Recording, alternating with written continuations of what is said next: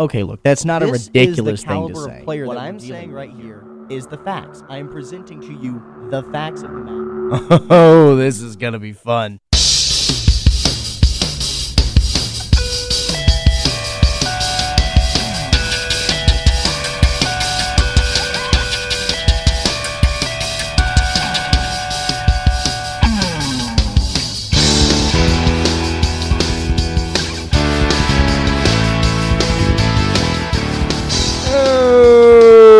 Welcome into Eric on the Call on 98.7 Roar Radio, WPCZ LP FM at the top of the hour. It is September 12th, and we have got a great, good-looking show coming up for you. This is your weekly sports talk, discussion, and underappreciated and unknown artist spotlight. More on that last bit later. Weekly show. We have just a few more weeks left of the MLB season as several playoff spots are still up for grabs, with both the Padres and the Diamondbacks sliding off as of late and now find themselves neck and neck with the Mets and to a lesser extent the Braves. Meanwhile, in the AL, the Yankees have opened up a little bit of a lead on the Orioles as they now sit a game and a half on top of the Birds, and the Guardians have shooed the rest of the division off, including the Twins, who are in second place after they dropped a series to the Royals. That's right. Along with that, we'll break down the biggest series across the week and what we have coming up on the weekend, what each team is doing in the playoff picture, and we'll update you on that bracket. Meanwhile, we were treated in some great cases. Treated is it's a difficult use of the term. To some great opening week of the NFL with a phenomenal Thursday night game between the Ravens and the Chiefs, along with some of the big games, including the Steelers, kicking their way to victory over the Falcons, as well as the nail-biter between Houston and Indianapolis. Plus, we talk terrible QBs featuring Bryce Young, Daniel Jones, and Deshaun Watson. Finally, we will wrap it up with college football talk.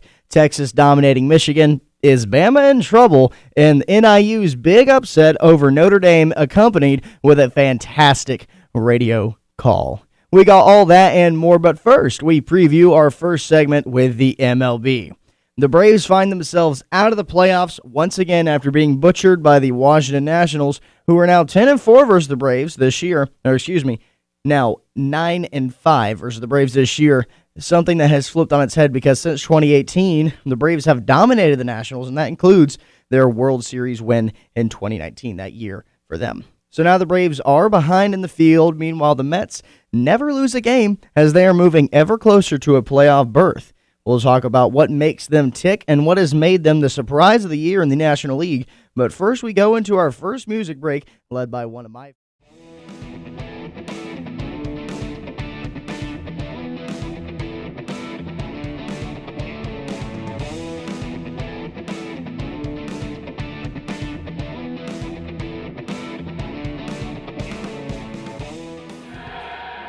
Welcome back to Eric on the Call. I am your host, Eric Edmondson, here to talk with you about Major League Baseball, the MLB. Got about 16 games left or so in the season for a lot of the teams, and some things have changed since we last talked about them in terms of the wild card race. We'll start off with the race of the year, unexpected race of the year taking place in the AL Central. The Guardians still hold a sizable lead on the field, sitting 4.5 games above the Royals. The Royals. That's right. They had a really good bounce back from last week after losing a series to the Guardians and find themselves closer to locking up a playoff berth, sitting in the second place of that wild card behind the Orioles currently. After a series win over the Twins. The Twins, unfortunately, went down to KC for them and got beat around a little bit. So, taking 2 out of 3, Kansas City continues to rise as the Twins, who have tumbled down to the 6th spot, are now fending off the Tigers, who are now just 3 games back as they have leaped over the once again fraudulent Red Sox. The Orioles still hold the lead in the wild card field, sitting at 4.5 games head and shoulders as they continue to battle it out with the Yankees for that AL East division title. The Yankees have grown a little bit of breathing room, but not a lot against the Birds, as Aaron Judge continues on his Paw Patrol curse. Yeah, so if you haven't heard, since appearing on the kids' show Paw Patrol, Aaron Judge has not hit a single homer. That was 13 games ago, which is his longest streak since 2019 without a homer. Very funny for the captain of the Bronx Bombers. But thankfully, if you are unfortunately a Yankees fan, I do send my condolences out to you. Really cool player Juan Soto continues to be that guy, as even after a little bit of an injury scare, he continues to be on track for 40-plus home runs, blasting his 39th last night. Getting back to how we got here, I still think that this race is going to come down to that last series between these two teams in the Bronx, of course, that being Baltimore and New York. But to get there, the Yanks have somewhat of an easy schedule as they play the Red Sox, Mariners, and A's. However, the A's have an offense, and the Mariners have a pitching staff. So I can see how these can be a trap series, if you will, that a team like New York can fall into because they have a terrible, terrible habit of playing down to competition.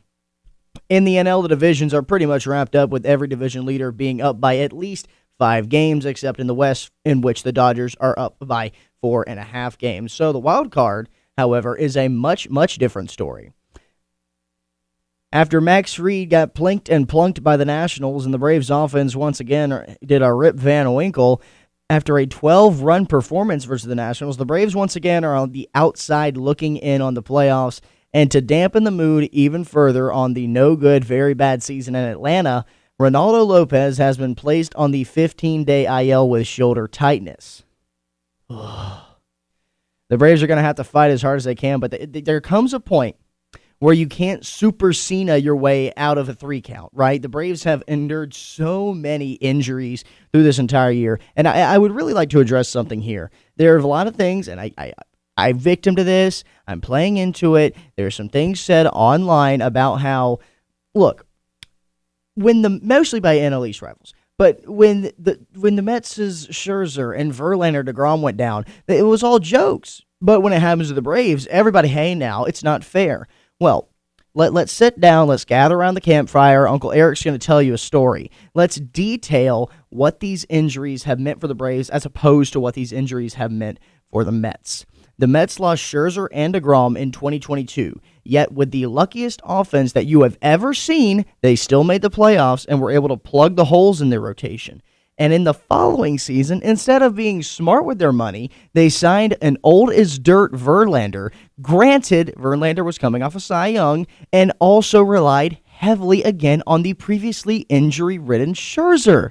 That's just poor team construction.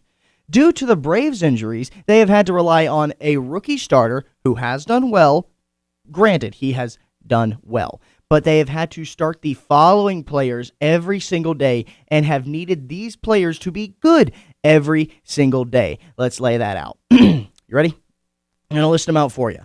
Whit Merrifield, Jared Kelenic, Eddie Rosario, Gio Urshela, Luke Williams, Eli White, and unlike the Braves, I did not forget about Adam Duvall. These players have been good to some levels in the case of Merrifield and Gio Urshela, and I didn't even mention Ramon Laureano. Those 3 have played really well, but a lot of these people, besides the likes of Duvall and Kelenic, did not start the season with the team. They were either brought up from a depleted Gwinnett roster in Atlanta, or they were picked off the scrap heap like the 3 I just mentioned earlier. So the Braves have had to navigate the roster as such and navigate the season as such with this kind of mix-match patchwork of a lineup and are still in the playoff hunt. So if you're asking me who has had it harder with the injury bug than the Mets, it's the 2024 Atlanta Braves, and the question is nowhere close. The contest is anywhere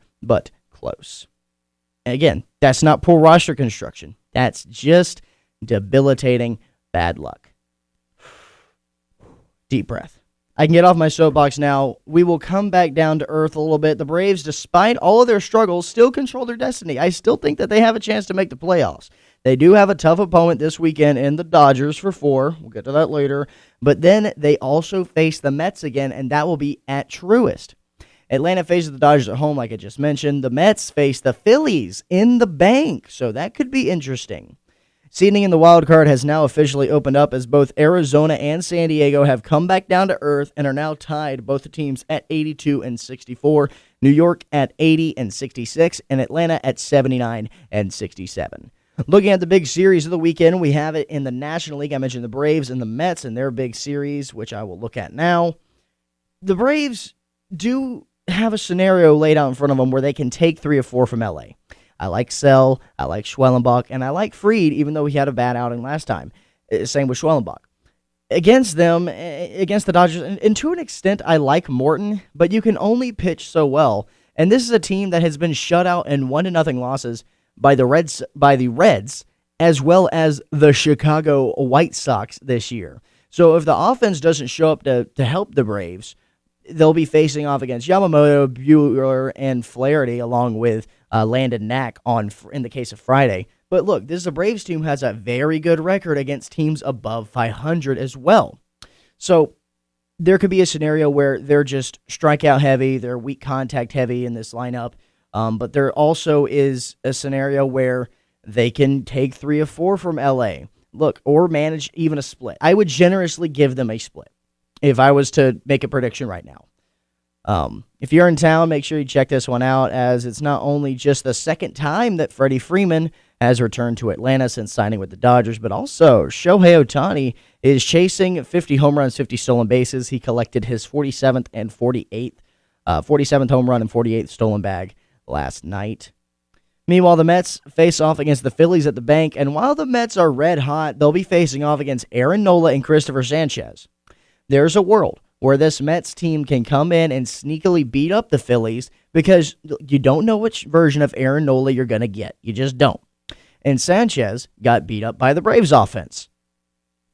The Phillies are also starting Colby Allard on Saturday, and look, there is a world where the red hot Mets come into Philly and win 2 out of 3. But historical domination by the Phillies, especially with their incredible record at home this year, I really think the Phillies are going to key up and win this series handily. I'm going to give the home advantage to Philly with them winning the rubber match on Sunday. I don't know if they're going to win that Colby Allard start. Kansas City is in Pittsburgh. They should win this series pretty easily, if not sweep the Pirates. Pirates have fallen off tremendously, and I do believe they're going to miss Paul Skeens along with Jared Jones, as that duo just pitched in the past 3 days or so. And finally, Boston comes into the Bronx in a rivalry that has not existed since 2021.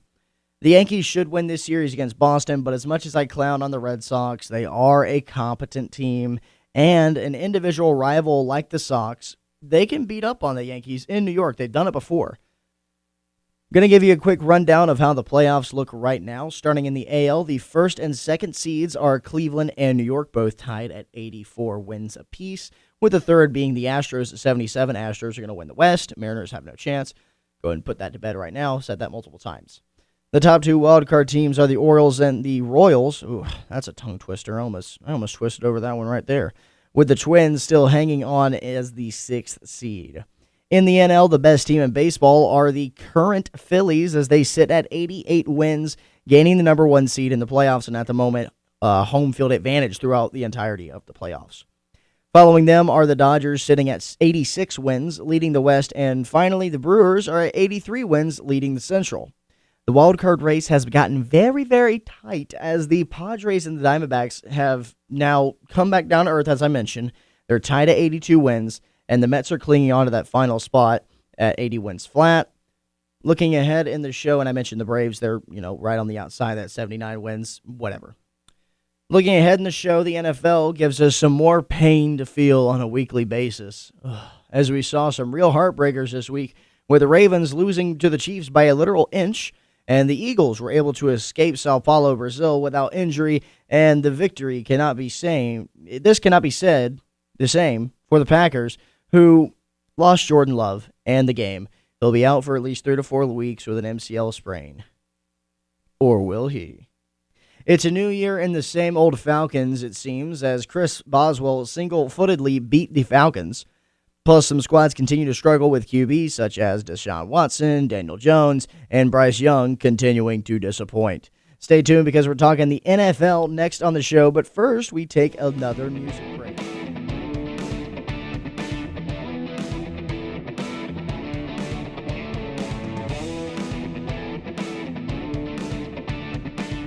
Welcome back to Eric on the Call. I'm your host, Eric Evanson. Heading into our main segment here, we're talking some NFL. It was an eventful first week with some Billboard matchups going down, and we got one of them on the very first night of the year. Thank goodness. Thursday Night Football, it would be the Ravens and the Chiefs, and man, it was just a fun one. Look, maybe it was an ugly game, a lot of illegal formation flags and the such. Chiefs getting bailed out a little bit as they tend to do, but it was a fun game. You know, stars shown in like some Mahomes and Lamar. Henry and Worthy were also in the group of that. It was very worthy to start the season. I had fun watching it. Complete, as I mentioned, with illegal formation calls galore on the Ravens. Why? For fun, of course. Mahomes and the Chiefs need all the help they can get in order to three-peat, don't you know? Others than the usual suspects, but Isaiah Likely and Rashee Rice played important roles in the contest. But I would like to highlight the usage of Derrick Henry as my first little nitpick.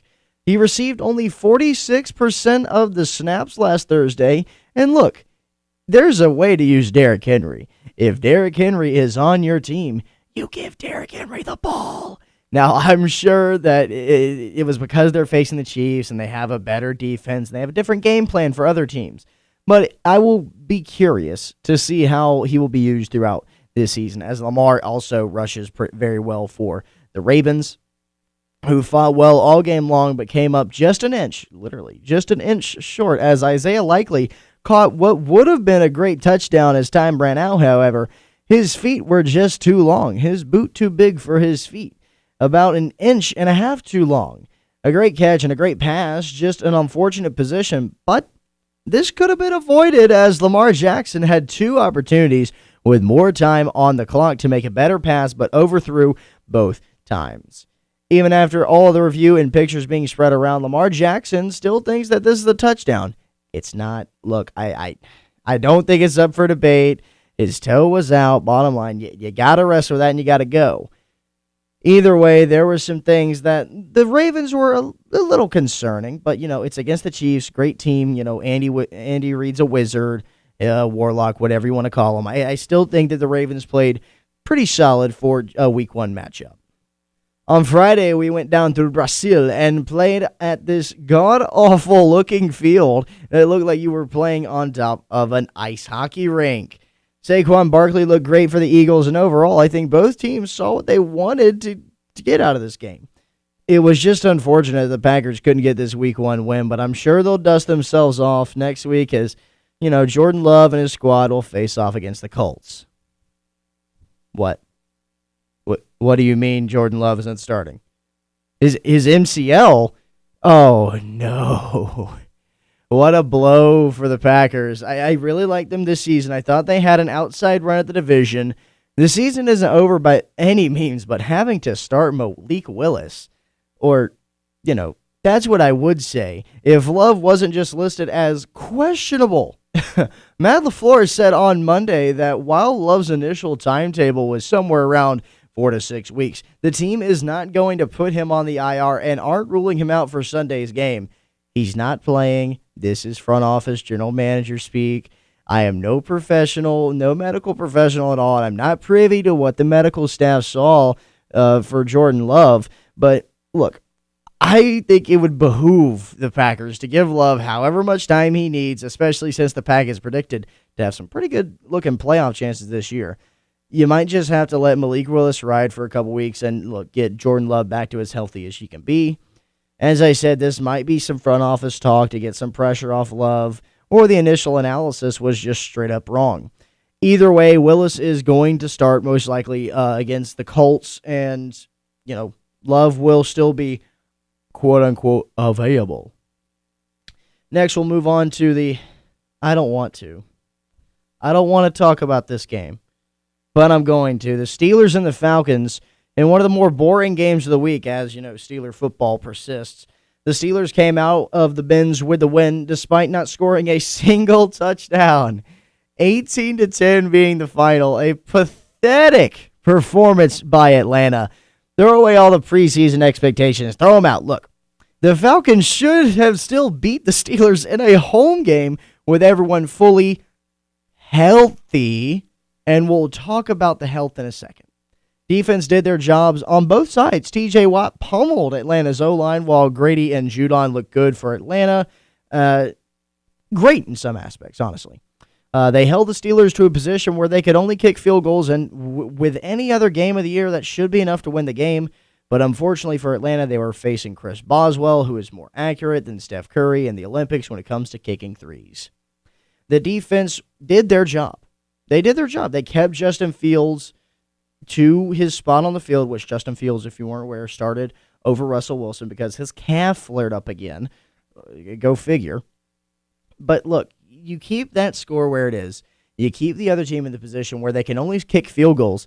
You have to pick them up on offense. But it was nowhere to be found from Kirk Cousins or the O-line. Cousins look like a Medusa victim back there, frozen in stone. I would compare him to a Michelangelo statue, but that would be to compare him to a masterpiece, a work of art, a decent thing to look at, to which he was anything but that. Him being an immobile quarterback was well known by everyone coming into this year, so the offensive line not giving him any time to throw the ball was a complete scheming failure. Another failure was the over-reliance on pistol play instead of play action, which statistically Kirk Cousins thrives and is one of the best quarterbacks of all time numbers-wise in. Run the play action. You had a whole offseason to plan around making Kirk as comfortable as possible in the pocket, and that's not what happened on Sunday. Other than the offensive line and Kirk, there were some positives out of last Sunday. I mentioned the defense, which I think had some great first week kinks to look at, but they're overall very strong. You have to give Bijan Robinson his flowers, who besides Kirk Cousins is probably the most important player on this team offensively. Bijan was awesome, and even on a day where he wasn't his most efficient, he still ran for 68 yards and collected 43 yards on the receiving end.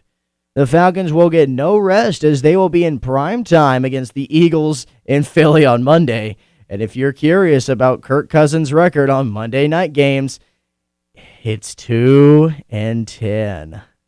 Buckle up, Falcons fans.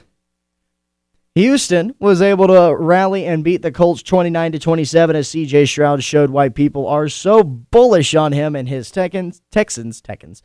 Joe Mixon also looked pretty good in that game, but the real highlight for me was Anthony Richardson, who absolutely launched one of the more picturesque touchdown passes that you will see.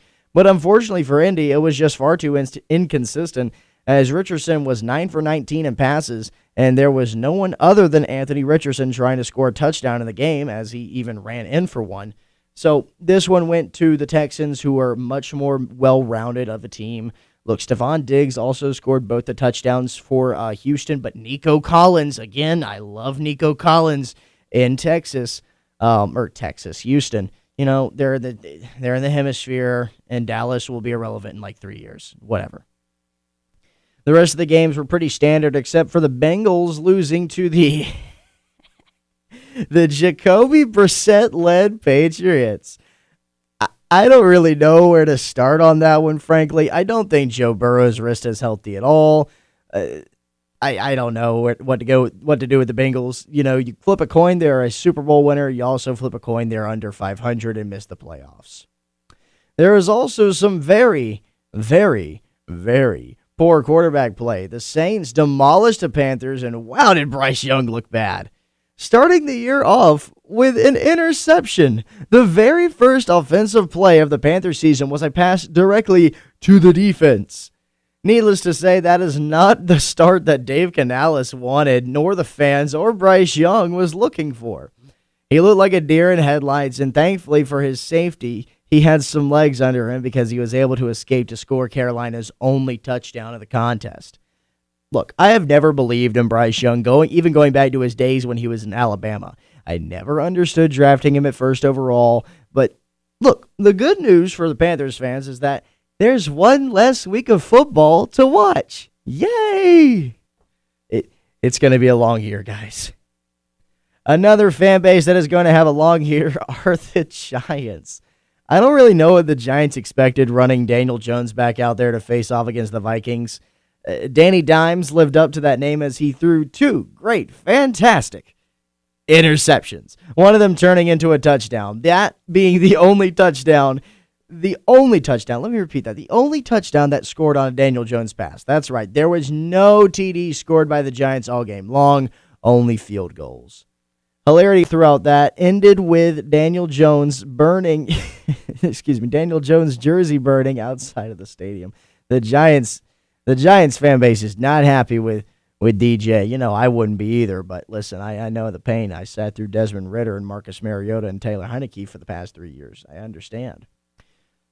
Next, we go to Deshaun Watson, who not only looked scared in the backfield, but whenever he did throw a pass, it was flying express airmail. I don't really see a world where Deshaun is good again. The trade to get him was absolutely absurd, and it doesn't help that when he's off the field, he can't stay away from allegations, as yet another has been levied against him in a new case that occurred in 2020. Good luck, Cleveland fans. You're gonna need it. Finally, we talk about the Bears. It was highly anticipated in Chicago for the next franchise quarterback. That's right, the next franchise QB, as Caleb Williams stepped onto an NFL field for the first time against the Tennessee Titans. And the Bears won. They certainly did win the contest. Caleb Williams didn't really help much in that, but they did win, and a win is a win. And sometimes you run into those games where nothing really goes right, no one has their best game, and apart from Chicago's defense, it works out, and that's exactly what happened for Chicago. Now, if they were facing anyone else but the Titans, I wouldn't be too confident given the way they played. But like I said, a win is a win, and you don't have to look at it ever again in any other way. A weak performance from Caleb Williams, but I, along with a good bit of the rest of the league, agree that he's going to be solid in his first year in the Windy City. Now, this game actually had my favorite moment of week 1. And I'm sure you already know where I'm going with this.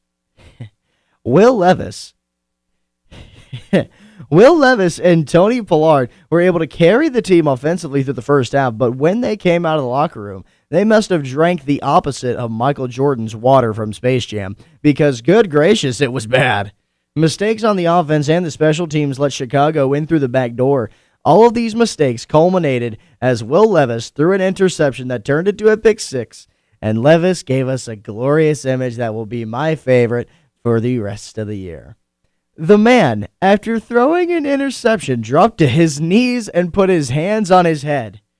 Brother, you threw the pick. Go, get after it. I don't know what you were doing there. I can't say that I would have reacted any differently, but my goodness. That picture needs to be put into every single sports bar in America, and that includes the ones in Nashville. Well, this week has some great games coming up to tune into, like tonight, as the Bills and the Dolphins will be facing off on Thursday Night Football. Bengals and Chiefs should be a fun one. Hopefully, Cincy wakes up and plays okay, and hopefully Joe Burrow is okay. Tampa Bay and Detroit could turn interesting with how well Baker Mayfield performed in Week 1. The Saints and the Cowboys will face off in Dallas as well. And again, Monday Night Football will be the Eagles against the Kirk Cousins-led Falcons in primetime in Philly. I expect that to be a bloodbath and not in a good sense for the Falcons. On our next segment, we talk college football. Texas running through Michigan and the big upset of the week in NIU's victory over Notre Dame. Stick around because we got that coming up. But before we do, a little bit more of a music break here.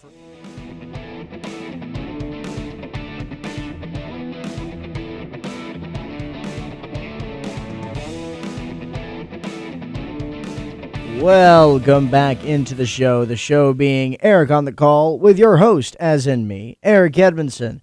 We've arrived at our last topic here this afternoon, and that would be being a wrap-up of Week 2 in college football.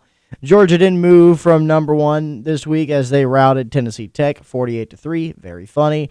Carson Beck and the offense obviously excelled against an inferior opponent, which is to be expected. Something else that was to be expected, at least on my end, was the downfall of Michigan, who lost at home in the Big House to Texas, which, look, I don't really know who came into this year thinking that Michigan could do anything special, and in their first fight against competition, they folded like a blanket. Texas took immediate control of this game, beating down the Wolverines to a 24-3 score at the half.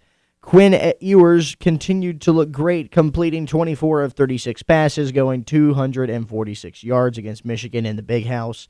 The Texas defense also shined, just allowing Michigan to rush 80 yards while picking up an interception in the contest.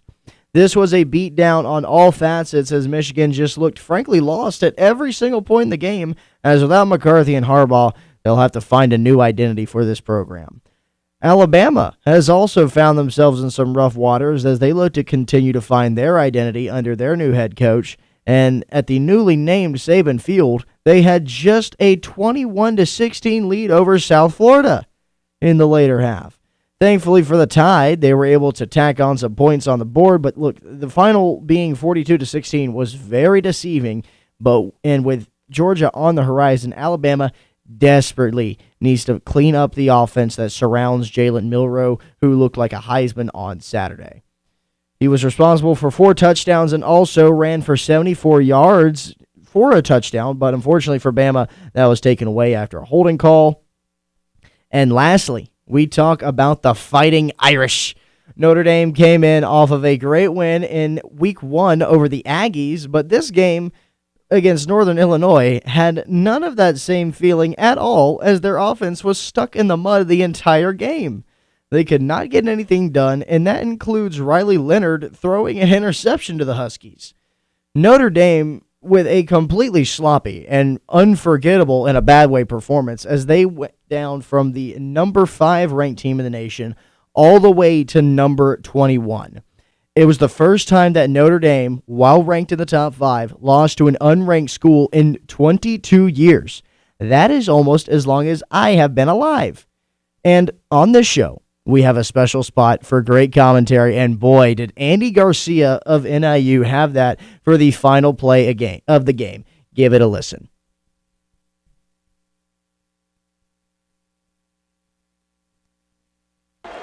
He's lining it up. 5 seconds left. NIU up 16-14. 62-yarder. Snap, hold, Jeter's kick. It's blocked! It's blocked! It's blocked! Picked up by NIU! Picked up by NIU! The Huskies have done it! The Huskies with the biggest upset in NIU history! They come to South Bend, Indiana, and they knock off the number 5 team in the country! Woo! I would like to be directed to the nearest brick wall because I'm ready to run through it. Oh my goodness. What a great call by the Huskies radio broadcaster, Mr. Andy Garcia. And I'd also like to mention that not only did they come to South Bend, Indiana, did the Huskies, but Notre Dame paid them $1.4 million to come play in South Bend. An absolute failure, and a funny one at that. For Notre Dame, who are the Dallas Cowboys of the college football. Looking at some games out there for Week 3, we got a few standouts. LSU will be in South Carolina as College Game Day will also be there. So if you're into that, go check that out. Alabama will play against Wisconsin in Wisconsin. Meanwhile, UGA travels to Lexington to face off against Kentucky. Oregon and Oregon State get at it going on, and Boston College will be up against Mizzou, who will come in ranked at number 6. We're getting ready to send you out of here with some news and notes, but before we do, one last music break.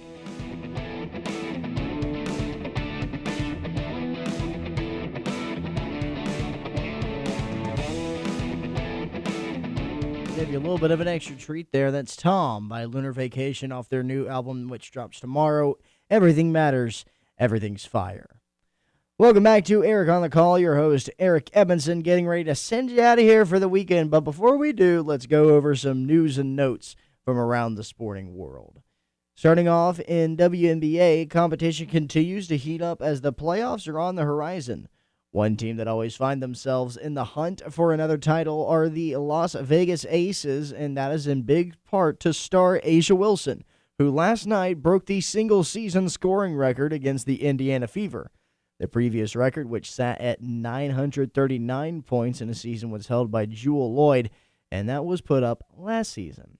Wilson now holds claim to the spot with 941 points and growing, of course.